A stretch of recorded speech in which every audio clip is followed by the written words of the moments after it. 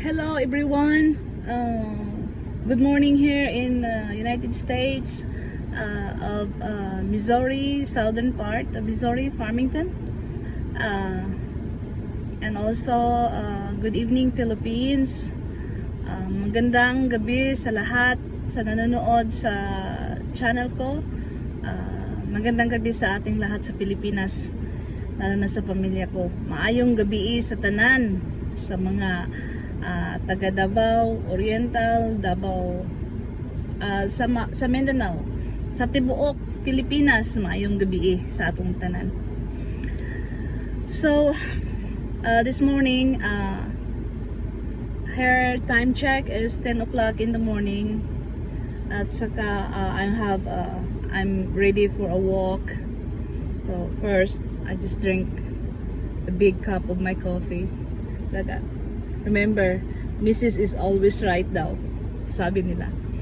But I think so. So I have my coffee.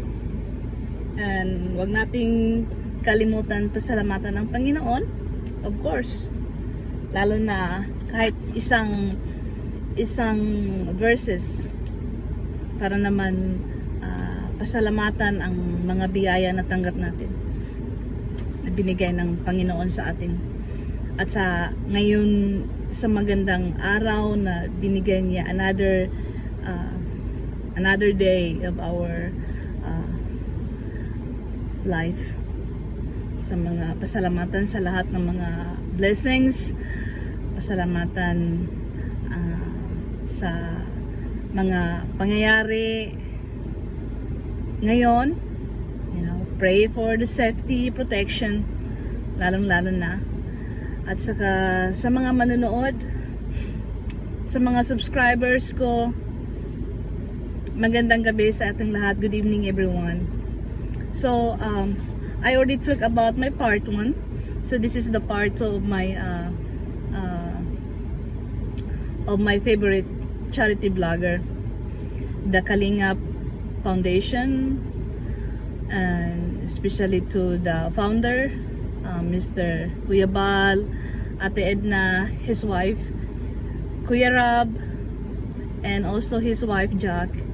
So kung nanonood kayo sa buong Kalingap team, magandang gabi sa atin lahat doon sa Pilipinas.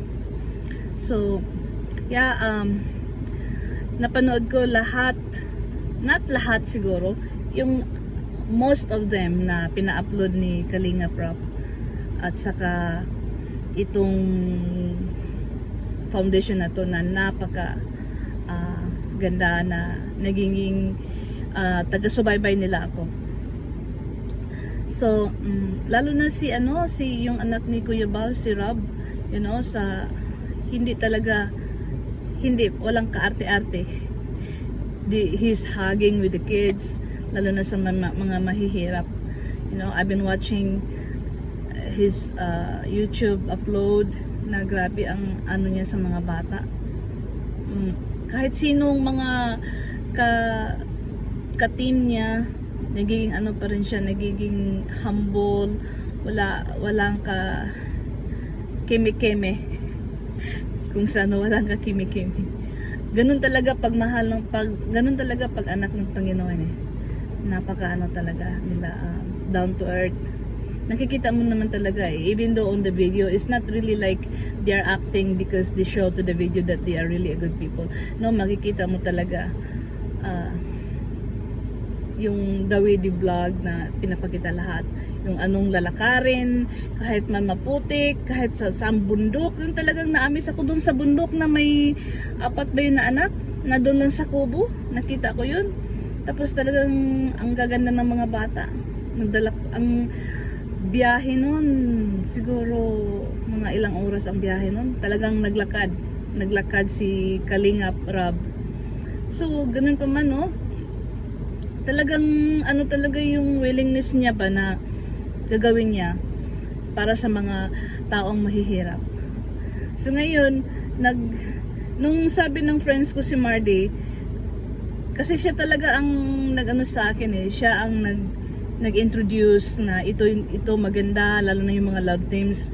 First of all, wag naman nating anuhin yung mga key angels na kasi ang mga bata pa, maamawa naman kayo, wag na lang ibabash kung pwede. But we have a freedom of speech, so we can see whatever we want, lalo na sa social media. Pero isipin natin na yung mga bata is mga babae pa naman, so kung pwede, yung bigyan natin sila ng ng opportunity na nagiging maano rin yung buhay nila, kasi bihira ng ganyan eh. At saka they are lucky too na napili sila ni Kalinga Prab. So wag naman natin, kung pwede lang, wag naman husgahan kasi masisira yung nila eh, yung dignity, of course. At saka nag-aaral pa, tapos naging mga teenager, mga teenagers nagiging pa yan ngayon, kailangan talaga ng gabay.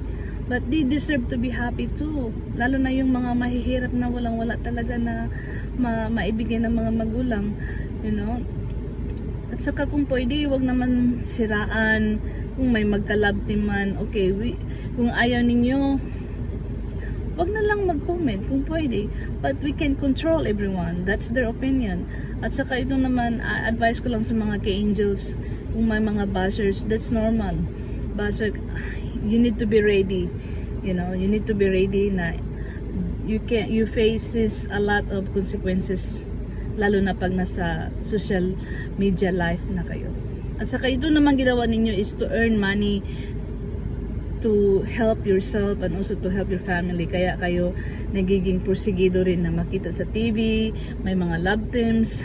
So, yun ang maganda kaysa hahanap pa kayo ng mahanap kayo ng trabaho na madali lang kumita ng pera. Mas maganda yung pinaghirapan at saka you realize na hindi ko to gagastusin kasi nga pinaghirapan ko to para to sa family ko. I know that's our culture talaga na you need to help our family. Ganun talaga, pero sa ibang culture wala talaga. It's not their obligations talaga. Technically it's not, the kids are not yung hindi nila obligasyon tumulong sa magulang, kasi nga dapat talaga ang magulang mag-provide ng good future sa mga anak nila. But marami kasing mga situation we depend on the situation, kasi may mga anak rin na gustong tumulong sa magulang para maano sa kahirapan. Sometimes yung mga magulang din para bang ine-expect na nila na paglaki mo tutulong ka sa amin para maano tayo sa kahirapan. No, it's not really the way how we treat, but it's culture. Mahirapan tayo kasi yung upbringing ba ng family na kailangan talaga mag-help tayo sa family natin, that yung lalo na yung mahihirap. Minsan nga iba nagkatulong na, like me, I was a maid when I was young. Kasi nahirapan kasi bundok sa amin bundok, at saka ang layo pa, 1 hour to walk to school to home, and then sandun pa kami sa gubat. My father is building like Kaingin farm yung bang sa bukid nagkakat ng mga trees to build the farm. Kasi yun ang namin but I always keep praying the Lord, ito na ba talaga? Sometimes there's a point na kini-question ko na at the young age, kasi hindi ko na imagine we are 11 siblings in the family, and then I was a young age, siguro hindi ko makalimutan, I was 7 years old, I pray na Lord, hindi to sana ang gusto ko na buhay sa akin in the future. Sana naman tulungan mo ako. So yun, nagiging active ako sa simbahan, nagiging katulong ako sa ibang mga tao, pero doesn't matter kasi nga gusto ko talagang ganito na ba talaga ay iniisip ko ganito na ba talaga ang buhay ko sa bukid namin. Pero talaga may awa ang Panginoon, talagang grabe ang ko talaga. There's no glory without sacrifices. So talagang sacrifices ko talaga sobrang-sobra. Kaya siguro ito na yung reward ng Panginoon sa akin na okay, it's time for you. I know, kailangan talaga natin pag-isipan na it's not in our time. It's It's God times. In God times talaga. It's not our time. At saka hindi mo ina-expect, don't expect every day, Lord, kailan? You know, Lord, kanus apa man, kailan ba tayo, kailan pa ba darating yung swerte sa buhay ko? No, just keep going. Yeah. Help yourself to have faith. Yun talaga kasi mahirap mag-work out ng ganun, yung i-work out yung faith mo, yung believe mo na andun lagi ang Panginoon, tapos yung ina-expect mo suddenly it's gonna happen. No, it's not gonna happen. But anyway, yun ang natutunan ko sa sa Kalinga Prab, na yung charity vlogger. Kasi talaga yung mga bata nakikita ko, yung talagang Diyos ko. I know the feeling because I know the feeling because I know yun talaga ang pinagdaanan ko, but praise the Lord for the good life that the Lord given to me. So yun ang kung gusto niyo tumulong kay Rob, I always saying, just you go to your YouTube, search Kalingap Rob or Kalingap Bal, Kalingap Edna, and also Rob's wife Jack.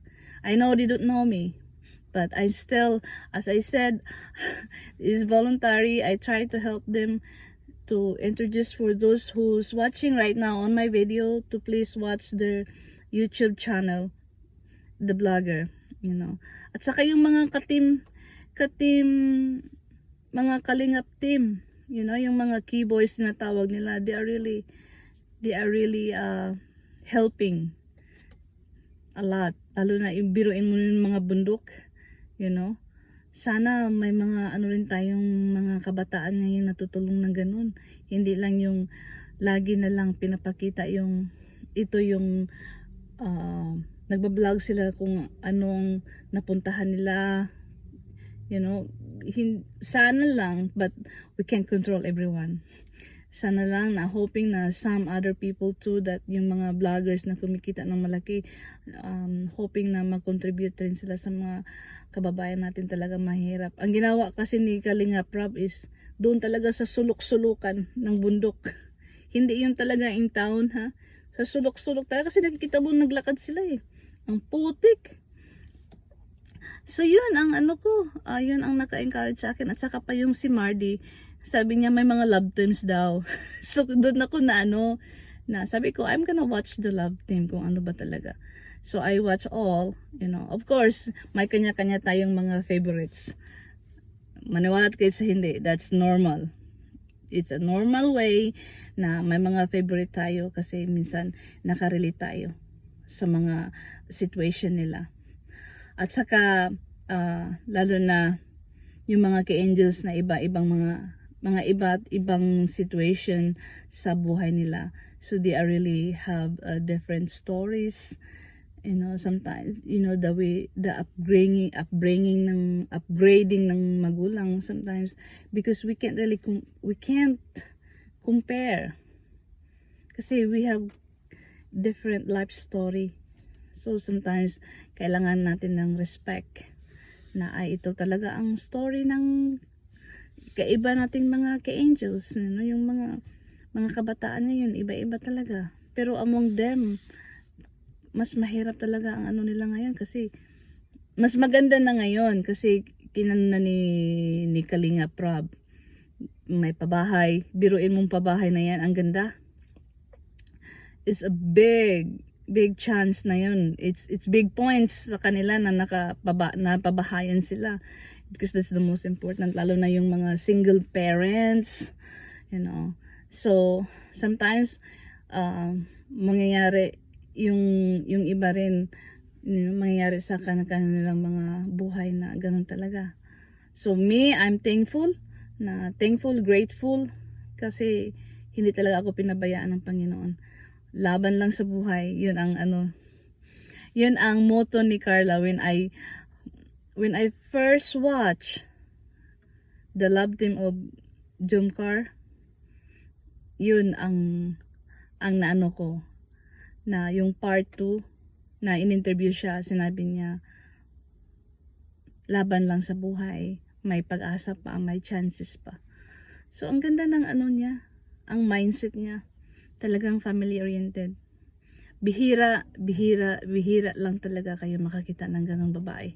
Bata, naging matured, you know. So yun talaga ang lagi kong sinusubaybayan kasi it's really, nakarelate kasi ako ng ano niya ng life story niya. Kasi doon rin kami nanggaling sa walang-wala. I mean, even though like they are fishermen, the parents, the dad, but mine is a farmer. But the situation talagang tumpak talaga sa pangyayari in my real life. But right now, where am I? You know, grateful and thankful the Lord. So, sa pagka ngayon, ito lang muna yung part 2. Ito ang part 2 ng ano ko, ng video ko. Sana magustuhan ninyo. Sana huwag niyong kalimutan mag-subscribe. At saka sana suportahan natin yung Kalingap vlogger na si Kalingap Rob. They are very good people, good team, the whole team. No, nagustuhan ko talaga ang the whole team nila kasi nga yung jokes nila, grabe, natatawa ako. Natatawa ako kasi lalo na yung ano ako, yung nag-watch rin ako ng ano nila, worship, Sunday worship nila kay David, kay Kalingap Kalingap David. Yun ang yung sa worship nila, andun na nakita ko talaga, sabi ko ang ganda ng ano nila, ang ganda ng pagka, it's unusual na ganun, may ano sila pa, may ano talaga, yung Christian heart nila, at saka yung willingness nila tutulong. I know mga love teams, you know, it's part of growing up, yung mga loves, I know love teams lang, pero sometimes may mga, yung sinabi ni Kalingap Rob, hindi siya nagla-love team sa may mga boyfriend or girlfriend, which is true. Sometimes your love team is not hindi mag-work out. At saka based naman yun sa mga views, kasi yung views na yun is they can make money to support another people who need it. Yun naman talaga ang intention Hindi naman talaga yung, I know there's, as you can see on the video, the hangout, kahit saan mag-hangout, pero they're all together nag-hangout. Sometimes we need refreshment. Sometimes enjoy naman. You know, i-enjoy naman para naman yung mental health natin maganda naman ang outcome. Tapos next plan naman, at least ma-refresh. Tapos mas maplano pa what's the next steps to do na mas mabuti pa yung pagbibideo nila, pagba-vlog nila. Kasi halos ngayon, nakita ko sa YouTube, ang daming vloggers na ngayon, daming vloggers. Pero ito sila, na talagang na-impress. I'm really impressed sa ginagawa nila sa ating mga kababayan, lalo na sa mga mahihirap.